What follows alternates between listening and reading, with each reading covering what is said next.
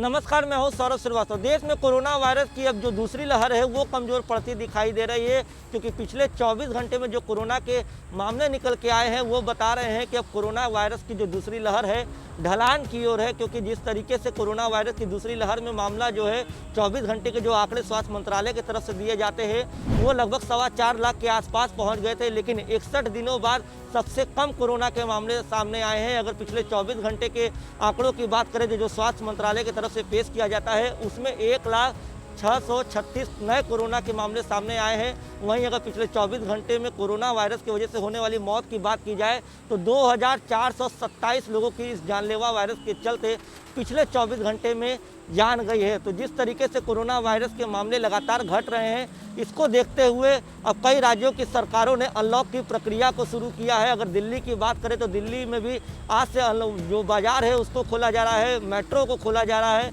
अगर उत्तर प्रदेश की बात करें तो उत्तर प्रदेश में भी लगभग 71 जिले, 4 जिलों को छोड़ दिया जाए, लखनऊ, गोरखपुर, मेरठ और सहारनपुर को अगर छोड़ दिया जाए तो उत्तर प्रदेश के 71 जिलों को कोरोना कर्फ्यू से मुक्त कर दिया गया है। क्योंकि उत्तर प्रदेश में भी लगातार जो है कोरोना के मामले कम हो रहे हैं। तो कई राज्यों में आज से मतलब कि 7 जून सोमवार की सुबह से अनलॉक की प्रक्रिया में कई राज्य आगे बढ़े हैं, लेकिन सरकार की लगातार लोगों से अपील है, जनता से अपील है कि लोगों के आर्थिक चीज़ों को ध्यान में रखते हुए, सरकार के आर्थिक गतिविधियों को ध्यान में रखते हुए बाजार को खोला जा रहा है, दुकानों को खोला जा रहा है, ऑफिसों को खोला जा रहा है।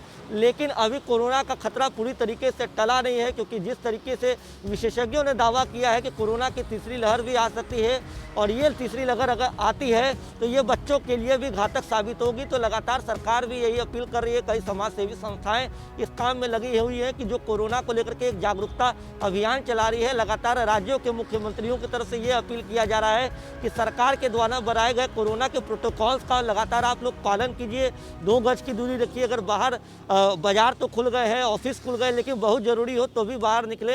अगर बाहर निकलते भी हैं तो सोशल डिस्टेंसिंग, मास्क, सैनिटाइजेशन का विशेष तौर से ध्यान रखने की लगातार सरकार की तरफ से अपील की जा रही है। अगर पिछले 24 घंटे में जिस तरीके से कोरोना के मामले 1,06,36 आए हैं, ये राहत की बात है कि अब कोरोना के आंकड़े 1 लाख के इर्द गिर्द पहुंच गए हैं। वहीं मौत के आंकड़े में भी लगातार गिरावट देखने को मिल रही है। मौत के आंकड़े 4,000 के आसपास बने रहते थे, लेकिन अब 2,500 के कम यानी कि 2,427 कोरोना के केस पिछले 24 घंटे में आए हैं। तो कहीं ना कहीं ये राहत की खबर है और जनता के लिए भी आज से राहत की शुरुआत हो रही है, क्योंकि कई तरीके की जो पाबंदियां हैं वो हटा दी गई है। लेकिन लगातार हम भी आपको अपने चैनल के माध्यम से ये अपील कर रहे हैं कि आप लोग अगर बाहर निकल रहे हैं तो कोरोना के जो गाइडलाइंस है उसको आज ज़रूर पालन करें, क्योंकि अभी भी कोरोना का खतरा पूरी तरीके से टला नहीं। अब हम आपको कुल आंकड़े की बात करा दें कि अब तक कोरोना के जितने आंकड़े आए हैं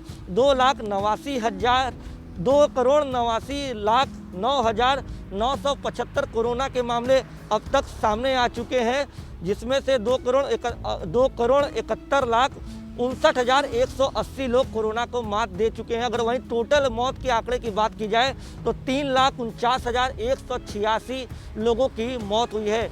जहां एक तरफ सरकार जो है लॉकडाउन लगा के कोरोना की लहर को कम करने की कोशिश कर रही थी, तो वैक्सीनेशन के अभियान को भी लगातार युद्ध स्तर पर चलाया जा रहा था। पूरे देश में लगातार वैक्सीन को लेकर के एक महाअभियान चलाया गया था और अभी भी वैक्सीन को लेकर के लोगों को जागरूक किया जा रहा है कि लोग बढ़ चढ़ के वैक्सीनेशन के लिए हिस्सा लें और आगे आएँ।